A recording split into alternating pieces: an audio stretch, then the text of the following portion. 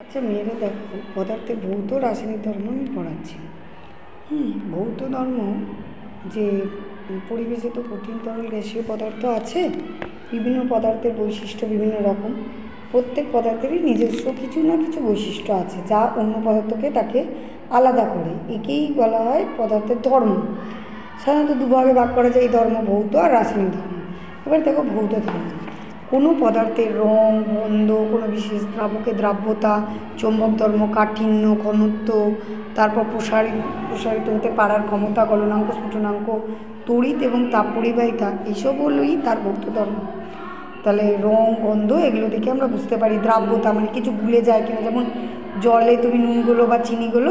চৌম্বক ধর্ম যেমন লোহা চুম্বক দ্বারা আকৃষ্ট হয়, লোহা, নিকেল, কোবাল্ট। কাঠিন্য কতটা কঠিন, কেউ নরম, এগুলো। ঘনত্ব, ভৌত ধর্মের বর্ণনা থেকে পদার্থের অভ্যন্তরীণ গঠনেরও সেই বিষয়ে কিছু জানা যায়।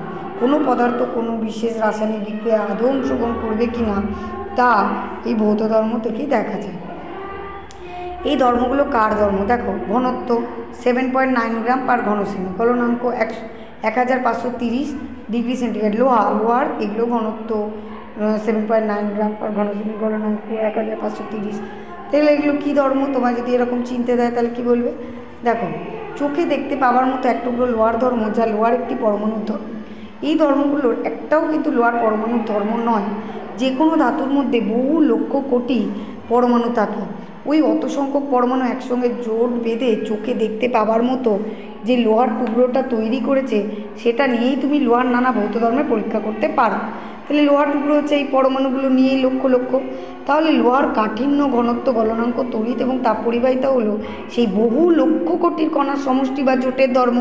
লোহার একটা পরমাণু রং, কাঠিন্য, গলনাঙ্ক, তাপ পরিবাহিতা, তড়িৎ পরিবাহিতার কথা অর্থহীন।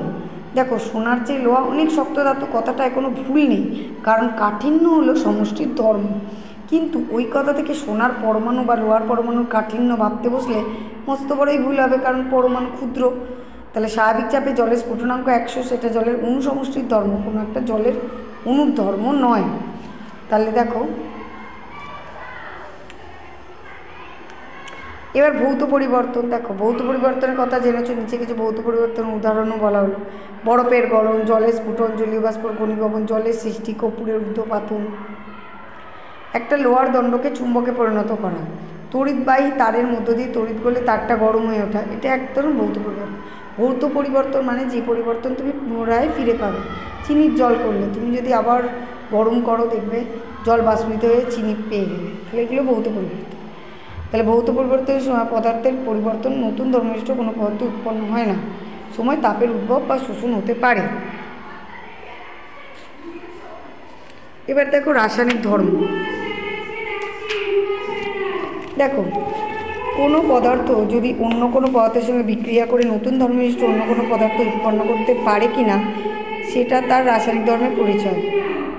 এমন ধরো, সাধারণ উষ্ণতায় খোলা হয়, জল রাখলে অক্সিজেন সংস্পর্শে পড়ে থাকতে থাকতে লোহার উপর লুচছে বাদামি রং মরচে ধরে, অথচ ওই শর্তে অ্যালুমিনিয়ামের উপর ওই রকম কোনো পরিবর্তন ঘটতে দেখা যায় না। এগুলো হলো লোহা আর অ্যালুমিনিয়ামের রাসায়নিক ধর্মের পার্থক্য।